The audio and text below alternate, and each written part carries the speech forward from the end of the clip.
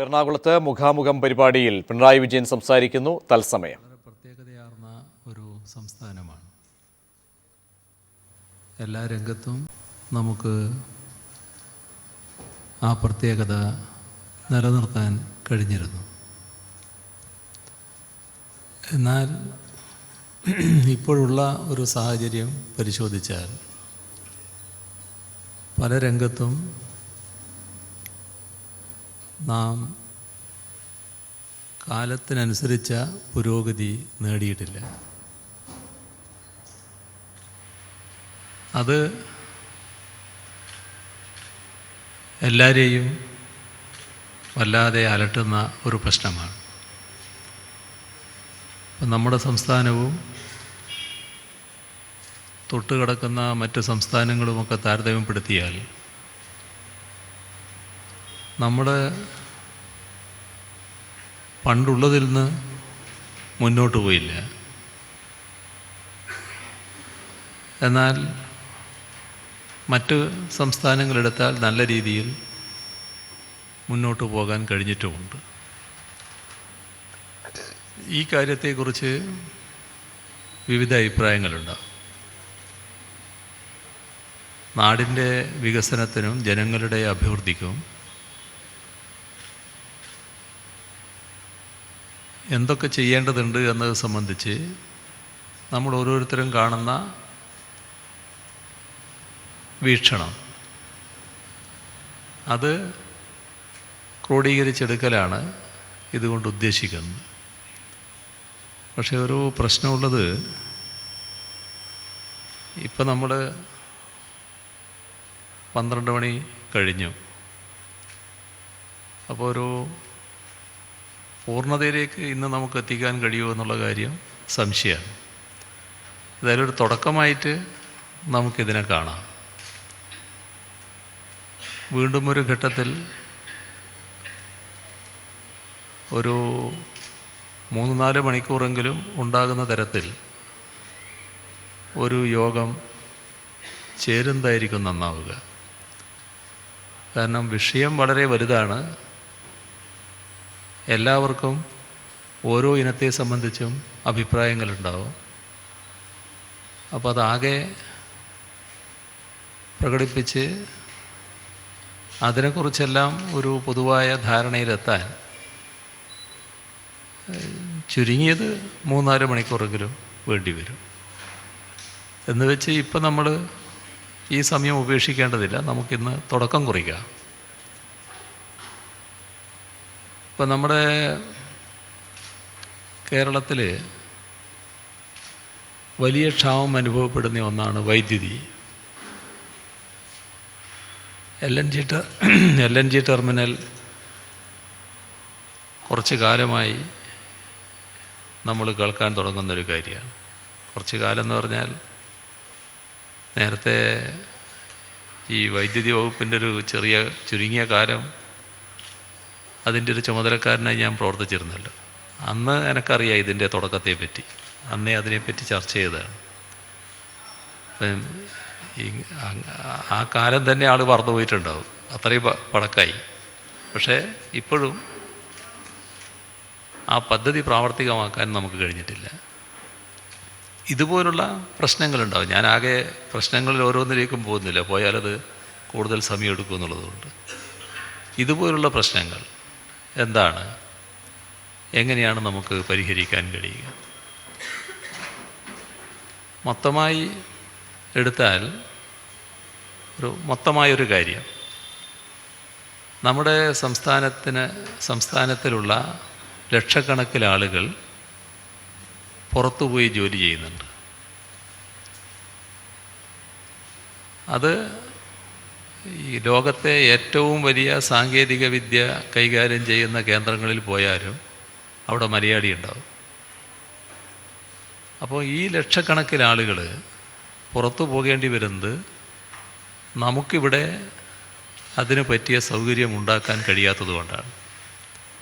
ഒരു നിശ്ചിത കാലയളവെടുത്താൽ നമുക്ക് എത്രത്തോളം ആ രംഗത്ത് നേട്ടങ്ങൾ ഉണ്ടാക്കാൻ കഴിഞ്ഞിട്ടുണ്ട്. അല്ല, ഏതെങ്കിലും ഒരു സ്ഥാപനം ചൂണ്ടിക്കാണിച്ച് ഇപ്പോൾ അധ്യക്ഷൻ സൂചിപ്പിച്ച ചില സ്ഥാപനങ്ങളുണ്ടല്ലോ, അങ്ങനെ ചില സ്ഥാപനങ്ങൾ ചൂണ്ടിക്കാണിച്ച് ഇത് ഞങ്ങൾ സ്ഥാപിച്ചിരിക്കുന്നു, ഇത്രായിരം ആളുകൾക്ക് തൊഴിൽ അവിടെ കൊടുക്കാൻ പറ്റും. അങ്ങനെ പറയാനൊരു സ്ഥാപനം നമുക്കുണ്ടോ? എവിടെയാണ് കുറവ്? എന്തുകൊണ്ടാണ് നമുക്കത് സാധിക്കാത്തത്? ഇതുപോലുള്ള പ്രശ്നങ്ങളിൽ അഭിപ്രായം ഉയർന്നു വരലാണ് പ്രധാനം. അപ്പോൾ ആദ്യം പറഞ്ഞ വാക്ക് നമുക്ക് പാലിക്കുന്നതാണ് നല്ലത്. ഞാൻ കൂടുതൽ സമയം എടുത്താൽ വിഷയങ്ങൾ ഓരോന്നിങ്ങനെ പറഞ്ഞു പോകുന്ന നില വരും. എന്നാൽ നിങ്ങൾ ഓരോരുത്തരുടെയും അഭിപ്രായം അത് ഉയർന്നു വരലാണ് ഇന്ന് പ്രധാനം. അതോടൊപ്പം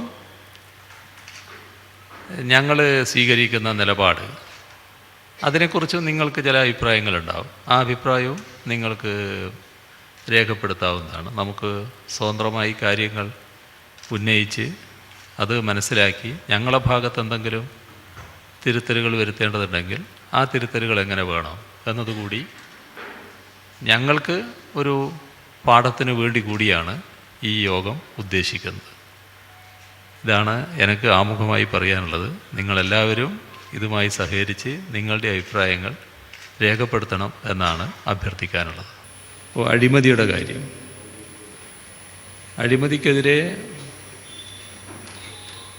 അഴിമതി ശരിയായ രീതിയിൽ തുറന്നു കാണിക്കാനും അഴിമതി കാണിക്കുന്നവർക്കെതിരെ നിയമ നടപടികൾ സ്വീകരിക്കാനുമുള്ള സമ്മർദ്ദം ചെലുത്താൻ LDFൻ്റെ നേതൃത്വത്തിൽ വിവിധ പരിപാടികൾ സംഘടിപ്പിക്കുന്നുണ്ട്.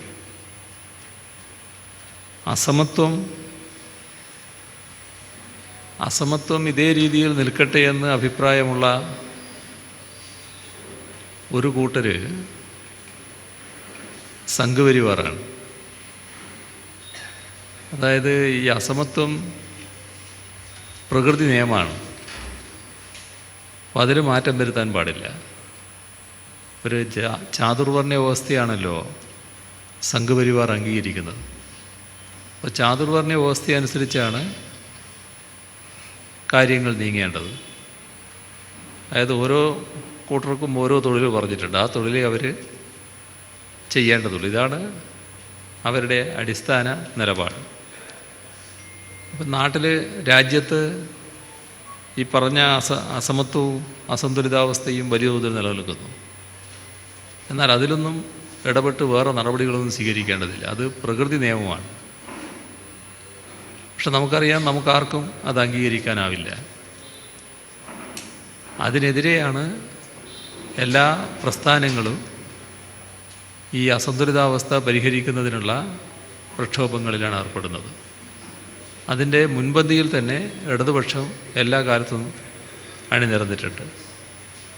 ഇടതുപക്ഷ ജനാധിപത്യ മുന്നണി അവസരം കിട്ടിയ ഘട്ടങ്ങളിലെല്ലാം ഈ അസന്തുലിതാവസ്ഥ കുറച്ച് കൊണ്ടുവരാനുള്ള, ഏറ്റവും താഴെത്തട്ടിലുള്ളവരെ ഉയർത്തിക്കൊണ്ടുവരാനുള്ള നടപടികൾ സ്വീകരിച്ചിട്ടുമുണ്ട്. മതമൗലികവാദത്തിൻ്റെ പ്രശ്നവും നമ്മുടെ രാജ്യത്താകെ ഉയർന്നു വരുന്ന വർഗീയതയുടെ വിപത്തും അത് കൃത്യമായി തുറന്നു കാണിക്കുന്നത് ഇടതുപക്ഷം തന്നെയാണ്. ശരിയായ രീതിയിൽ നിലപാട് സ്വീകരിച്ചു പോകാൻ ഇടതുപക്ഷത്തിന് കഴിയുന്നുണ്ട്. അപ്പം നമ്മുടെ കേരളത്തിൻ്റെ അനുഭവം എടുത്താലും വർഗീയതയുടെ ആപത്ത് കേരളീയ സമൂഹത്തെ ഏത് തരത്തിൽ ബാധിക്കാൻ പോകുന്നു? കേരളം മറ്റെല്ലാ സംസ്ഥാനങ്ങളിൽ നിന്നും വ്യത്യസ്തമായി മതനിരപേക്ഷത ഏറ്റവും ശക്തമായി തുടരുന്നൊരു സംസ്ഥാനമാണ്. ഈ മതനിരപേക്ഷതക്ക് പോർലേൽപ്പിക്കാനുള്ള വ്യത്യസ്ത കോണുകളിലൂടെയുള്ള നടപടി, അതിനായി ഉരുത്തിരിഞ്ഞു വരുന്ന ഒരു ഗൂഢസംഘം, ഈ ആപത്ത് ഈ ഘട്ടത്തിൽ തന്നെ ശരിയായ രീതിയിൽ തുറന്നു കാണിക്കാൻ ഇടതുപക്ഷത്തിന് കഴിഞ്ഞിട്ടുണ്ട്. ഞങ്ങൾ മനസ്സിലാക്കുന്നൊരു കാര്യം, അതിന് നല്ല പ്രതികരണം നമ്മുടെ സമൂഹത്തിൽ ലഭിക്കുന്നുവെന്നാണ്. സമൂഹത്തിലെല്ലാവരും ഇടതുപക്ഷത്തോടൊപ്പം നിൽക്കുന്നവരല്ല. എന്നാൽ സമൂഹത്തിലെ ഭൂരിപക്ഷവും മഹാഭൂരിപക്ഷവും മതനിരപേക്ഷമായി ചിന്തിക്കുന്നവരാണ്. മതനിരപേക്ഷമായി ചിന്തിക്കുന്നവരിൽ ഒരു ഭാഗമാണ് ഇടതുപക്ഷത്തോടൊപ്പം ഉള്ളത്. ബാക്കിയുള്ളവർ ഇടതുപക്ഷത്തിൻ്റെ കൂടെയല്ല. എന്നാൽ മതനിരപേക്ഷതയ്ക്ക് ആപത്ത് വരുന്നുവെന്ന തുറന്നു കാണിക്കൽ ഇടതുപക്ഷത്തിൻ്റെ ഭാഗത്തുനിന്നുണ്ടായപ്പോൾ ഞങ്ങൾക്ക് അനുഭവപ്പെടുന്നത് കേരളത്തിലെ മതനിരപേക്ഷ ചിന്താഗതിക്കാരിൽ വലിയ മാറ്റം വന്നിരിക്കുന്നു എന്നുള്ളതാണ്. ആ ആപത്ത് അവർ ശരിയായ രീതിയിൽ ഉൾക്കൊള്ളാൻ തയ്യാറാകുന്നു. മാത്രമല്ല, ഈ മതനിരപേക്ഷതയ്ക്ക് പോറലേറ്റുകൂടാ എന്ന് ചിന്തിക്കുന്ന അവസ്ഥയിലേക്ക് വന്നിരിക്കുന്നു. മതനിരപേക്ഷതയ്ക്ക് പോറലേൽക്കാതിരിക്കണമെങ്കിൽ ഇടതുപക്ഷം ദുർബലപ്പെട്ടുകൂടാ എന്നതും ഈ മതനിരപേക്ഷ ചിന്താഗതിക്കാർ മനസ്സിലാക്കുന്നിടത്തെത്തിയിരിക്കുന്നു. അവർ നേരത്തെ പറഞ്ഞതുപോലെ മുഴുവൻ ഞങ്ങളെ കൂടെയുള്ളവരല്ല. ഞങ്ങളെ കൂടെ അല്ലാത്തവർ, ഞങ്ങളോട് അല്പം നീരസമൊക്കെ ഉണ്ടായിരുന്നവർ പോലും ഈ തിരിച്ചറിവിലൂടെ ഇടതുപക്ഷം ദുർബലപ്പെടാതിരിക്കുന്നതിനുള്ള സമീപനം സ്വീകരിക്കാൻ തയ്യാറാവുകയാണ്. ഇതിൻ്റെ ഭാഗമായി ഇടതുപക്ഷ ജനാധിപത്യ മുന്നണിയെ കൂടുതൽ വലിയ തോതിൽ അംഗീകരിക്കുന്നത് നമുക്ക് കാണാൻ കഴിയുന്നുണ്ട്. ഇടതുപക്ഷ ജനാധിപത്യ മുന്നണിക്കുള്ള പിന്തുണയും വർദ്ധിച്ചു വരുന്നതായി ഞങ്ങൾ മനസ്സിലാക്കുന്നു. അപ്പോൾ ഇടതുപക്ഷ ജനാധിപത്യ മുന്നണി ഈ കാര്യങ്ങൾ നീക്കുമ്പോൾ ഇത്തരത്തിലുള്ള എല്ലാവരെയും അണിനിരത്തുക എന്നത് തന്നെയാണ് ഉദ്ദേശിക്കുന്നത്. ഇതിന് സെക്കുലറായി ചിന്തിക്കുന്ന ആളുകളെ അണിനിരത്തിക്കൊണ്ട് തന്നെയാണ് മതനിരപേക്ഷതയെ തകർക്കാനുള്ള നീക്കത്തിനെ ചെറുക്കാൻ ഞങ്ങൾ ശ്രമിച്ചത്. അപ്പോൾ അതുതന്നെ ഒരു സന്ദേശമായിരുന്നു. അങ്ങനെയുള്ള എല്ലാവരെയും ഒന്നിച്ച് അണിനിരത്തുന്നതിന് ഒരു പ്രയാസവുമില്ല എന്നതാണ് അത് സംബന്ധിച്ച് പറയാനുള്ളത്.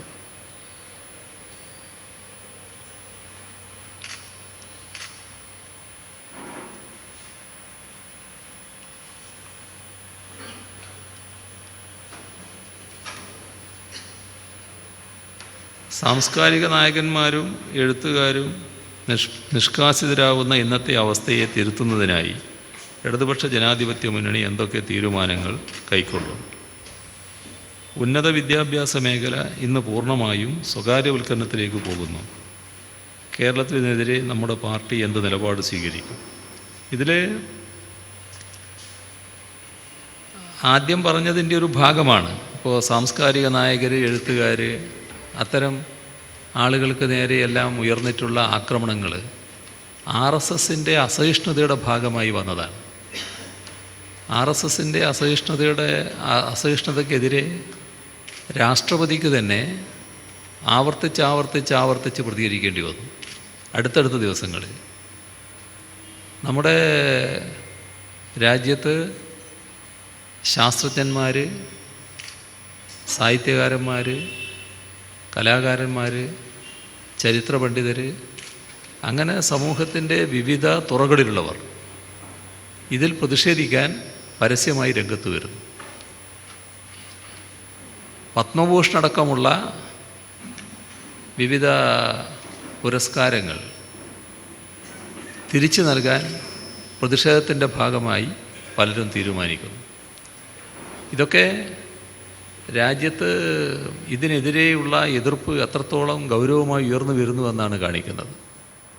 അപ്പോൾ ഇടതുപക്ഷം ആദ്യം ഇതിനെ എതിർത്തെങ്കിലും ഇന്ന് ഇടതുപക്ഷം മാത്രമല്ല, സ്വതന്ത്രമായി തന്നെ മതനിരപേക്ഷത ഇവിടെ തകർന്നുകൂടാ എന്ന ധാരണയോടെ സമൂഹത്തിൻ്റെ വിവിധ തുറകളിലുള്ളവർ ഇതിനെ എതിർക്കാൻ തയ്യാറാകുന്നുണ്ട്. അത്തരത്തിലുള്ള എല്ലാവരെയും ഒന്നിച്ചു നിർത്തി അതിനെ നേരിടുക, ഈ നീക്കത്തെ, മതനിരപേക്ഷത തകർക്കാനുള്ള നീക്കത്തെ നേരിടുക എന്നത് തന്നെയാണ് നമുക്ക് തുടർന്ന് സ്വീകരിക്കാവുന്നത്. ഉന്നത വിദ്യാഭ്യാസ മേഖലയുടെ പ്രശ്നം ഗൗരവമായി തന്നെയാണ് നമ്മുടെ നാട്ടിൽ. അത്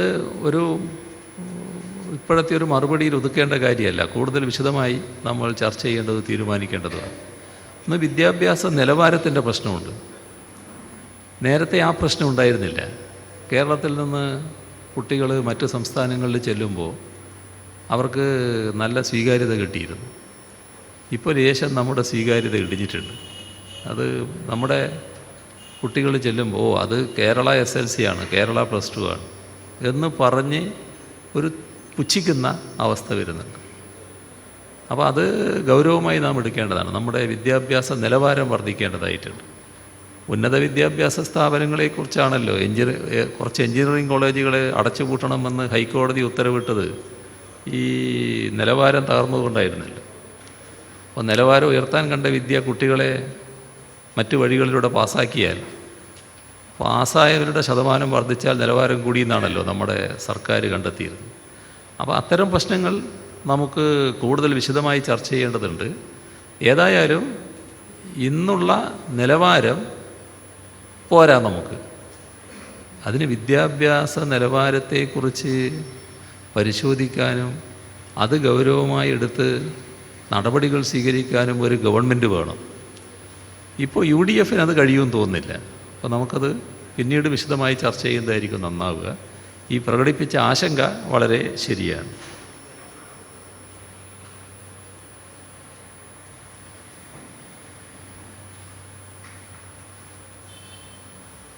ഇത് വിജിലൻസ് കോടതി പ്രഥമദൃഷ്ട്യാ കുറ്റക്കാരനാണെന്ന് കണ്ടെത്തിയ KM മാണിയും അഴിമതിയെ ന്യായീകരിക്കാൻ ശ്രമിക്കുന്ന ഉമ്മൻചാണ്ടിയും ഭരണത്തിൽ തുടരുന്നതിനെതിരെ കേരള മനസാക്ഷിയെ ഉണർത്തിവിടാൻ പോകുന്ന സമരപരിപാടികൾക്ക് രൂപം നൽകാൻ ഇടതുപക്ഷം നേതൃത്വപരമായ പങ്കുവഹിക്കുമോ?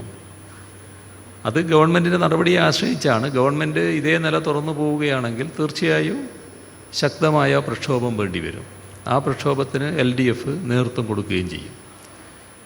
ഇവിടെ നമ്മൾ ഇതുപോലൊരു സദസ്സാകുമ്പോൾ നമ്മൾ ശ്രദ്ധിക്കേണ്ട ഒരു കാര്യമുണ്ട്.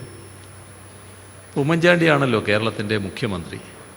മുഖ്യമന്ത്രി എടുക്കുന്ന ഒരു നിലപാട് ഈ കാര്യത്തിൽ പ്രധാനമാണല്ലോ. അപ്പോൾ UDF മുഖ്യമന്ത്രിയും KM മാണി തന്നെയും പറയുന്നത് കോടതിയുടെ ഒരഭിപ്രായം ആണിത് എന്നാണ്. ഇവിടെ സുധാകർ പ്രസാദ് അടക്കമുള്ള പ്രമുഖ അഭിഭാഷകരെല്ലാം ഇവിടെയുണ്ട്. ഇതിൽ ഇപ്പോൾ ഒരു അഭിപ്രായം എന്നത് ഒരു കേസിൻ്റെ വാദം നടക്കുന്നു. ആ വാദം നടക്കുമ്പോൾ കോടതി ഒരു പരാമർശം നടത്തുന്നു. അത് ഒരു അഭിപ്രായമാണ്, ഒരു വിധിയല്ല. കാരണം കാര്യങ്ങളാകെ പരിശോധിച്ചൊരു നിലപാട് കോടതി എടുക്കുന്നതല്ല. അതിനെ അഭിപ്രായം എന്ന് പറയാം. ഇത് അഭിപ്രായമല്ലല്ലോ. ഇത് കൃത്യമായ പരിശോധനയുടെ ഭാഗമായി വന്ന വിധിയാണല്ലോ. ആ വിധിയുടെ ഒരു ഭാഗത്ത് പറയുന്നത് എന്താ? 1 കോടി ഉറുപ്പ്യ കൈക്കൂലി വാങ്ങി എന്നാണ് ആരോപണം. 25 ലക്ഷം അതിൽ വാങ്ങിയെന്ന് തെളിഞ്ഞു. അപ്പോൾ 25 ലക്ഷം വാങ്ങിയും തെളിഞ്ഞാൽ അഴിമതി സ്ഥാപിച്ചു എന്നല്ലേ അർത്ഥം? അഴിമതിക്കാരനായി എന്നല്ലേ കാണുന്നത്? ഇനി 75 ലക്ഷം തെളിഞ്ഞാൽ മാത്രമേ അഴിമതിക്കാരനാവുന്നുണ്ടോ? 1 കോടി വാങ്ങി എന്ന ആരോപണം ഉയർന്ന് 25 ലക്ഷം തെളിഞ്ഞാൽ 75 ലക്ഷത്തിൻ്റെ തെളിവ് കിട്ടിയില്ലെങ്കിൽ ഈ തെളിഞ്ഞ 20 ലക്ഷം പോകുമോ? അതില്ലല്ലോ. അപ്പോൾ അഴിമതിക്കാരനാണല്ലോ. അത് കോടതിയും ഇപ്പോൾ പരിശോധനയുടെ ഭാഗമായി അംഗീകരിച്ചിരിക്കുന്നു. ആ റിപ്പോർട്ട് അംഗീകരിച്ചിരിക്കുന്നു. അത് അവസാന വിധിയല്ല എന്ന് പറഞ്ഞാൽ ഏതാ പിന്നെ അവസാന വിധി? ഇപ്പോൾ ഈ കാര്യങ്ങൾ മറന്ന് നമ്മളൊരു കാര്യം സങ്കല്പിച്ചാൽ, നേരത്തെ ഡയറക്റ്റ് ഇടപെട്ട് ഉള്ള സമീപനമല്ല വന്നതെന്ന് വിചാരിക്കുക. ഒരു കുറ്റപത്രം തന്നെ കൊടുത്തു. ആ കുറ്റപത്രം പരിശോധിച്ച് കോടതി KM മാണിയെ ശിക്ഷിച്ചു എന്ന് വിചാരിക്കുക.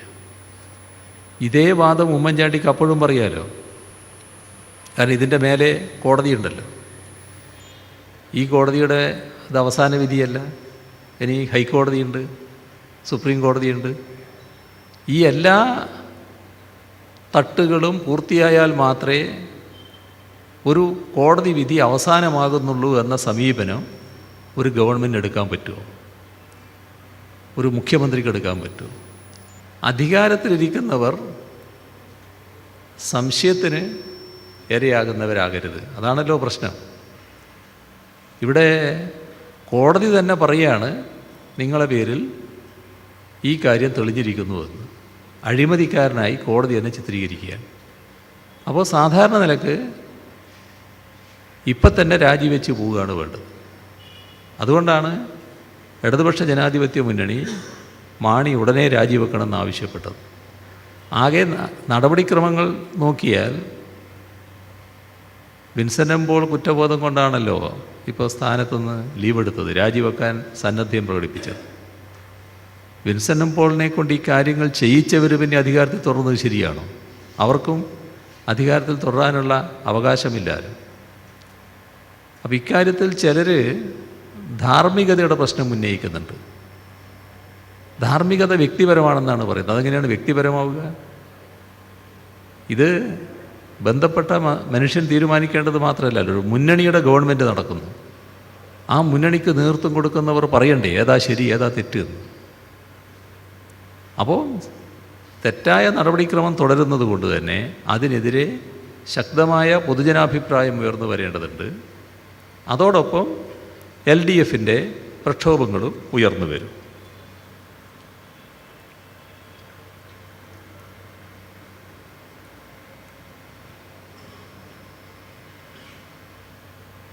നോക്കുകൂലി, ചിലവ് കുറഞ്ഞ ടാക്സി തടയൽ, ഹർത്താൽ, അവശ്യ സർവീസുകൾ തടസ്സപ്പെടുത്തൽ തുടങ്ങി ബഹുഭൂരിപക്ഷം സാധാരണ ജനങ്ങൾക്കെതിരായ സംഘടിത ന്യൂനപക്ഷത്തിൻ്റെ നിയമവിരുദ്ധ പ്രവർത്തനങ്ങളിൽ പാർട്ടിക്കും LDFനുമുള്ള നിലപാട് വ്യക്തമാക്കണം. ഇതെല്ലാം ഒരുപോലെയുള്ളതല്ല. ഇപ്പോൾ ഹർത്താൽ എന്ന് പറയുന്നത് ഒരു പ്രക്ഷോഭത്തിൻ്റെ ഭാഗമായി വരുന്നതാണ്.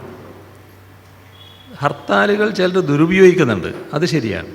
ഒരു അനാവശ്യമായും ചിലർ ഹർത്താലിന് ആഹ്വാനം നൽകുന്നുണ്ട്. അതിനോട് പൊതുവിൽ വിയോജിപ്പുണ്ടാകും.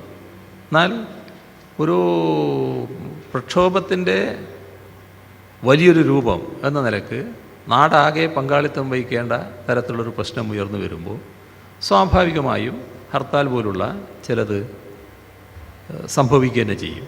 അത് നമുക്ക് തീർത്തും മാറ്റി നിർത്താൻ കഴിയുന്ന ഒന്നല്ല. എന്നാൽ അതിൻ്റെ ഭാഗമായി മറ്റു തരത്തിലുള്ള പ്രശ്നങ്ങൾ ഉണ്ടാകാതിരിക്കാൻ നല്ലതുപോലെ ശ്രദ്ധിക്കേണ്ടതായിട്ടുണ്ട്. ഏതെങ്കിലും തരത്തിലുള്ള അതിക്രമങ്ങളിലേക്ക് പോകാതിരിക്കാൻ ശ്രദ്ധിക്കേണ്ടതായിട്ടുണ്ട്. നോക്കുകൂലി എന്ന് പറയുന്നത് ക്രമവിരുദ്ധം എന്ന് മാത്രമല്ല, അങ്ങേയറ്റം കുറ്റകരമായ ഒരു നടപടിയാണ്, നിയമവിരുദ്ധമായ ഒരു നടപടിയാണ്. കൂലി ജോലിക്കാണ്. നിങ്ങളെ ഞാനിങ്ങനെ നോക്കിയാൽ അതിനെനിക്കൊരു കൂലി തരാൻ പറ്റില്ല. അത് സാധാരണ കൂലി അവകാശപ്പെടാൻ പറ്റുന്ന ഒന്നല്ല. അപ്പോൾ ആ സമ്പ്രദായം തന്നെ തെറ്റാണ്. ഞങ്ങളതിൽ ഉറച്ച നിലപാട് തന്നെ സ്വീകരിച്ചിട്ടുണ്ട്. നോക്കുകൂലി പാടില്ല എന്നുള്ളത്. എന്നാൽ പലയിടങ്ങളിലും ഇതിപ്പോഴും അവസാനിച്ചിട്ടില്ല. അവസാനിക്കാത്തത് അക്കാര്യത്തിൽ കർക്കശമായ നടപടികൾ സ്വീകരിക്കാത്തതിൻ്റെ ഫലമായിട്ട് കൂടിയാണ്. അതിന് വളം വെച്ച് കൊടുക്കുന്ന സമീപനം അധികൃത കേന്ദ്രങ്ങൾ നടക്കം ഉണ്ടാകുന്നതിൻ്റെ ഭാഗമായിട്ടാണ്. ചുമട്ടു തൊഴിലാളികളുമായി ബന്ധപ്പെട്ട പ്രശ്നങ്ങളിൽ ഗവൺമെൻറ് നേരത്തെ തന്നെ ചില നിലപാടുകൾ സ്വീകരിച്ചിട്ടുണ്ട്. ആ സ്വീകരിച്ച നിലപാടുകളെല്ലാം പ്രാവർത്തികമാക്കിയിട്ടുമില്ല. അത് ആ മേഖലയിലുള്ളവർക്ക് ഉണ്ടാകുന്ന അസംതൃപ്തിയാണ്. എന്നാൽ അതല്ല ഇതിനിടയാക്കുന്നത് തെറ്റായ ബോധം തന്നെയാണ്. ആളുകളെ വല്ലാതെ പിടുങ്ങിക്കളിയുക എന്നൊരു ബോധത്തിൻ്റെ ഭാഗമായിട്ടാണ്. അത് ഒരു തരത്തിലും നമുക്ക് അംഗീകരിക്കാൻ പറ്റുന്ന ഒന്നല്ല, നമ്മുടെ സമൂഹത്തിന് ചേർന്ന ഒന്നല്ല. ഈ തൊഴിലാളിയോടൊപ്പം നിൽക്കേണ്ട ആളെ തന്നെ കടുത്ത തോതിൽ ചൂഷണം ചെയ്യുന്ന അവസ്ഥയാണ് ഇതിൻ്റെ ഭാഗമായിട്ട് വരുന്നത്. അത്തരത്തിൽ ഒരു നിലപാടിനെ അംഗീകരിക്കാൻ കഴിയില്ല. ചെലവ് കുറഞ്ഞ ടാക്സി തടയൽ എന്താണെന്ന് എനിക്കതിനെപ്പറ്റി പറയാനാവില്ല. എൻ്റെ ശ്രദ്ധയിലതില്ല എന്താണെന്നുള്ളത്. അത് പിന്നെ മനസ്സിലാക്കേണ്ടതായിട്ടാണ് ഇരിക്കുന്നത്. ടാക്സിക്ക് കൃത്യമായ റേറ്റ് ഉണ്ടല്ലോ. പിന്നെ ചിലവ് കുറഞ്ഞ ടാക്സി എങ്ങനെയാണ് വരുന്നതെന്നൊക്കെ എനിക്കറിയാത്ത പ്രശ്നമാണ്. അതുകൊണ്ട് എനിക്കതിനെക്കുറിച്ച് പറയാൻ കഴിയില്ല. അവശ്യ സർവീസുകൾ തടസ്സപ്പെടുത്തൽ സാധാരണ നിലക്ക് നമ്മുടെ നാട്ടിലാരും ചെയ്യില്ല. പക്ഷേ ഇപ്പോൾ തോട്ടം തൊഴിലാളികളുടെ സമരം വന്നു. ആ സമരത്തിൽ ഒരു നടപടിയും വരുന്നില്ല. അപ്പോൾ ആ തൊഴിലാളികൾ ഇറങ്ങി റോഡ് കുത്തിയിരുന്നു. അതിൽ പോകുന്നത് അവശ്യ സർവീസാണ്. അത് തടയപ്പെട്ടു. അതൊരു പ്രക്ഷോഭത്തിൻ്റെ ഭാഗമാണ്. പ്രക്ഷോഭത്തിൻ്റെ ഭാഗമായി ഇത്തരം ചില കാര്യങ്ങൾ ചിലപ്പോൾ ഉണ്ടായിരുന്നില്ല. അത് യഥാർത്ഥത്തിൽ ഗവൺമെൻറ് ഇടപെട്ട് കാര്യങ്ങൾ നീക്കാത്തതിൻ്റെ ഭാഗമായിട്ടാണ് അത്തരം പ്രക്ഷോഭങ്ങൾ ഉയർന്നു വരുന്നത്. ആ പ്രക്ഷോഭം നടത്തുന്നവരെ കുറ്റം പറയാൻ കഴിയില്ല.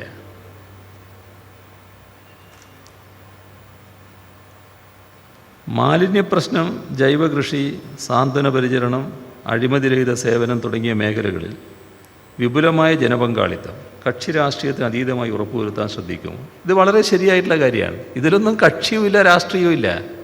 ഈ കാര്യങ്ങളിലൊക്കെ ജനങ്ങളാകെ ഒറ്റക്കെട്ടായി നിൽക്കണം. നമ്മൾ ചില കാര്യങ്ങളിൽ അനാവശ്യമായ കക്ഷി ഭിന്നതയൊക്കെ ഉണ്ടാക്കാൻ നോക്കും. അത് നമ്മുടെ സമൂഹത്തിൻ്റെ മൊത്തത്തിലുള്ള മുന്നോട്ട് പോക്കിന് തടസ്സമായിട്ട് വരുന്നുണ്ട്. അപ്പോൾ ഈ പറഞ്ഞ പ്രശ്നങ്ങളെല്ലാം അതിനെല്ലാം എല്ലാവരും ഒന്നിച്ച് നിൽക്കേണ്ടതാണ്.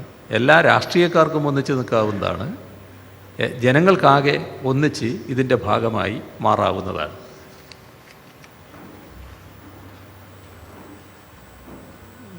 ദ്രുതഗതിയിൽ വളർന്നുകൊണ്ടിരിക്കുന്ന ഒരു നഗരമാണ് കേരളം.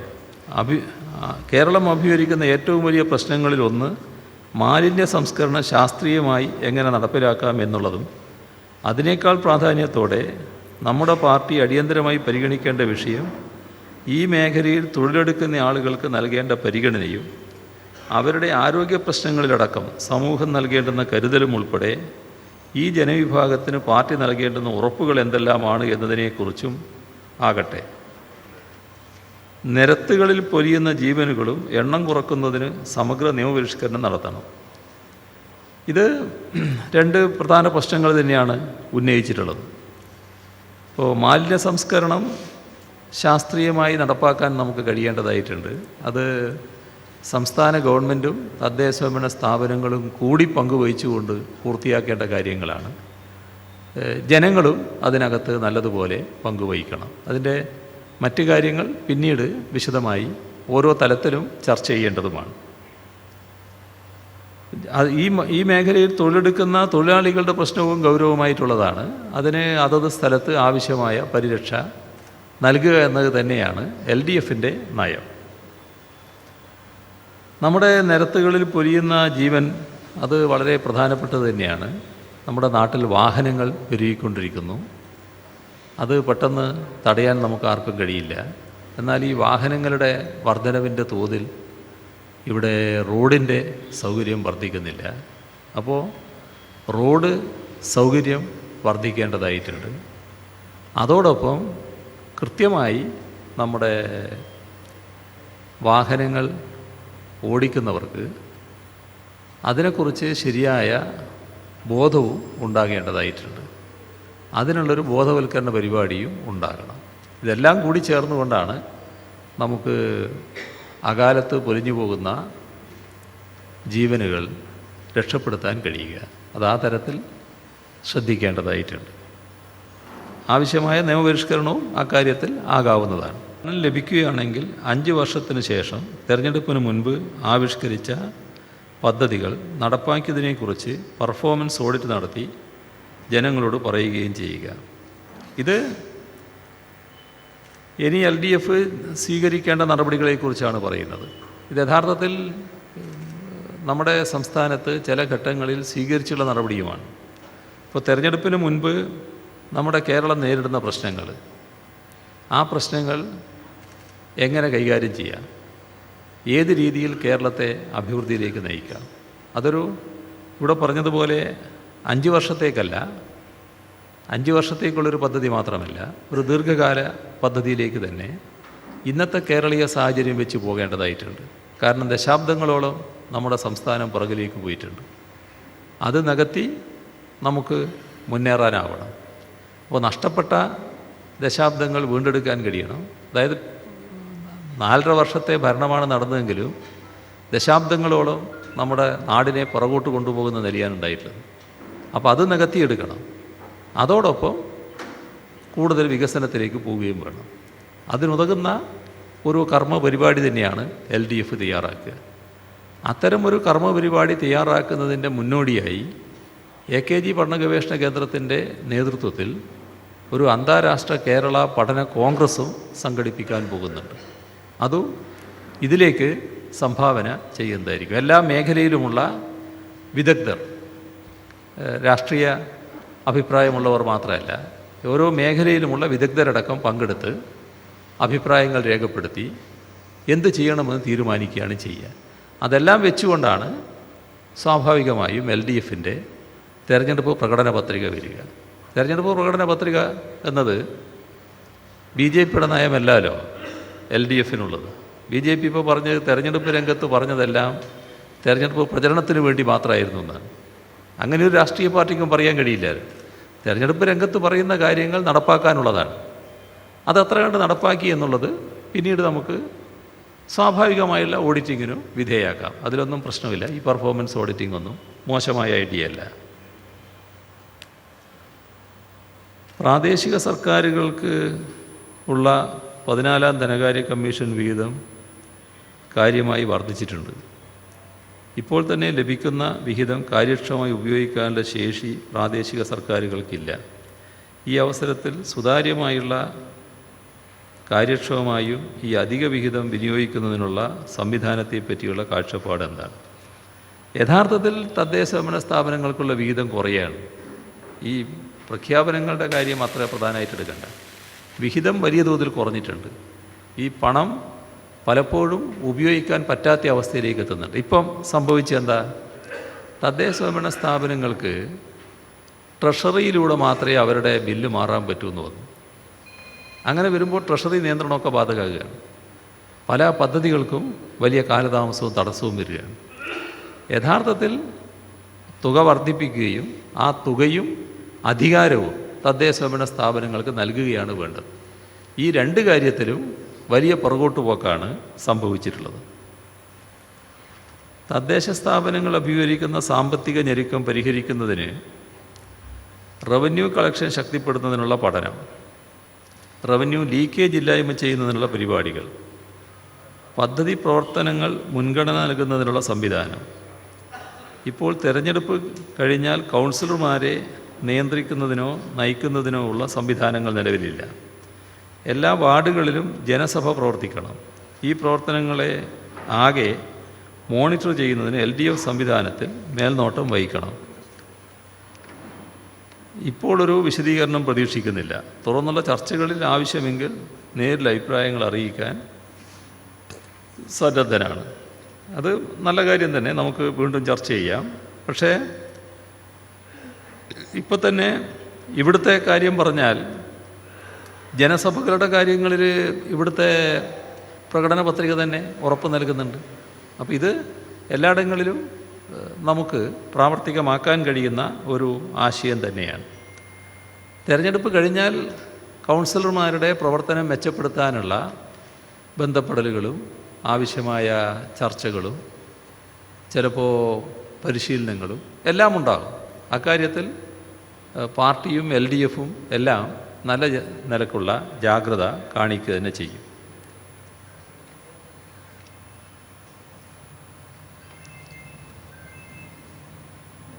വികസനത്തിൻ്റെ ജനകീയത തിരിച്ചു കൊണ്ടുവരണം. അതിന് മൂലധന താല്പര്യങ്ങളെക്കാൾ ജനകീയ താല്പര്യം പ്രാമുഖ്യം നൽകണം. ഉദാഹരണം, വിഴിഞ്ഞം പദ്ധതിയെപ്പറ്റി ശ്രീ ശ്രീധരനടക്കം പറഞ്ഞ വസ്തുതകൾ. വിദ്യാഭ്യാസം, ആതുര ശുശ്രൂഷ രംഗങ്ങളുടെ പൊതുമേഖലയ്ക്ക് അപ്പർ ഹാൻഡ് തിരിച്ചു കൊണ്ടുവരണം. കേരള മോഡൽ വികസനത്തിൻ്റെ പ്രധാന 2 ദിശകൾ ഇതായിരുന്നു. കൃഷിയിടങ്ങളുടെ സ്വകാര്യ ഉടമസ്ഥ നിലനിൽക്കെ തന്നെ അവിടെ പൊതു പ്ലാനിങ്ങിൻ്റെ ഭാഗമായി കൃഷി നടത്താൻ കഴിയണം. ഈ കൃഷിയിടങ്ങളിൽ രൂപമാറ്റം അംഗീകരിക്കാൻ പറ്റില്ല. ഈ കൃഷിയിടങ്ങളുടെ രൂപമാറ്റം അംഗീകരിക്കാൻ പറ്റില്ല. വ്യവസായ മേഖലയുടെ പ്രോഡക്റ്റ് ക്വാളിറ്റിയും വ്യാപ്തിയും മെച്ചപ്പെടുത്തണം. അഴിമതിയുടെ പരിഗണനയിൽ പണം സ്വത്ത് മാത്രമല്ല സമയവും ഉൾപ്പെടുത്തണം. ഭാരതീയ ചിന്ത സംഘപരിവാറിൻ്റെ കുത്തകയോ ഐസണോ അല്ല, അവ ഇന്ത്യൻ ജനതയുടേതാക്കണം.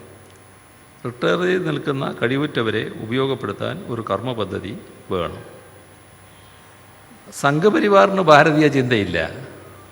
ഭാരതീയമായ ഏതെങ്കിലും ഒരു ദർശനത്തിൻ്റെ ഭാഗമോ ഹൈന്ദവ ദർശനത്തിൻ്റെ ഭാഗമോ ആയുള്ളതല്ല സംഘപരിവാറിൻ്റെ നിലപാടുകൾ.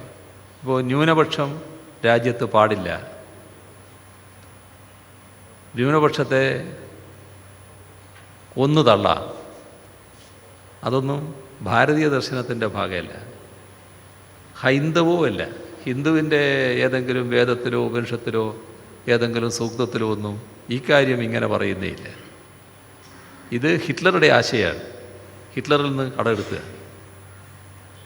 അവിടെ ജൂതന്മാരെ കൊന്നൊടുക്കിയ നടപടിയുണ്ട്. അപ്പോൾ RSSൻ്റെ നയം ഭാരതീയമാണെന്ന് നമ്മൾ തിരിതിരിക്കണ്ട. എന്നാൽ ഈ നയത്തിൻ്റെ ഭാഗമായി ഞങ്ങൾ ഹൈന്ദവരെ നന്നാക്കാൻ വേണ്ടി നടക്കുന്നവരാണെന്ന കള്ളപ്രചരണം അഴിച്ചു വിടുന്നുണ്ട്.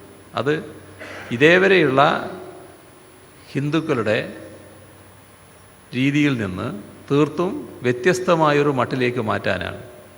അത് അവരുദ്ദേശിക്കുന്ന തരത്തിലുള്ള അപകടകരമായൊരു സാമൂഹ്യ വ്യവസ്ഥ ഉണ്ടാക്കലാണ്. അതിലെല്ലാം ഹിറ്റ്ലറെയാണ് മാതൃകയാക്കിയിട്ടുള്ളത്. ഇപ്പോൾ വിചാരധാരയിൽ മുസ്ലിങ്ങളും ക്രിസ്ത്യാനികളും കമ്മ്യൂണിസ്റ്റുകാരും ആഭ്യന്തര ശത്രുക്കളെന്ന് പറഞ്ഞിട്ടുണ്ട്. അതേത് ഭാരതീയ ദർശനത്തിൻ്റെ ഭാഗമാണ്?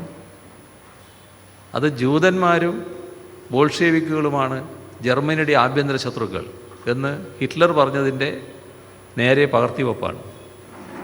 അപ്പോൾ അതാണ് അവരുടെ നയം, അത് നമ്മൾ കാണാതിരിക്കരുത്. റിട്ടയർ ചെയ്ത് നിൽക്കുന്ന കഴിവുറ്റവരെ ആകെ നമുക്ക് നല്ല രീതിയിൽ സഹകരിപ്പിക്കാൻ കഴിയും, അതിൽ ഒരു പ്രശ്നവുമില്ല. അത്തരത്തിലുള്ള ആളുകളെ നമ്മൾ സഹകരിപ്പിക്കാൻ ഉദ്ദേശിക്കുക തന്നെയാണ്. സ്വയം ചിലപ്പോൾ ചിലരുടെ ശ്രദ്ധയിൽപ്പെടുന്നില്ലെങ്കിൽ സ്വയം മുന്നോട്ട് വരാൻ അത്തരക്കാർ സന്നദ്ധരാവുക കൂടി വേണം.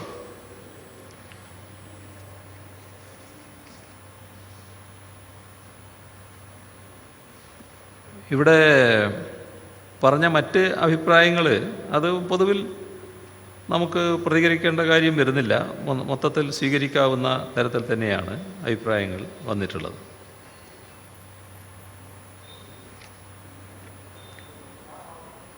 അടിസ്ഥാന സൗകര്യങ്ങളിൽ റോഡ് വികസനത്തിൽ എന്താണ് പാർട്ടിയുടെ അഭിപ്രായം? ഞാൻ പറഞ്ഞു, അത് നല്ല റോഡുകൾ കേരളത്തിന് ആവശ്യമല്ലേ? അതും ഞാൻ നേരത്തെ പറഞ്ഞു കഴിഞ്ഞു.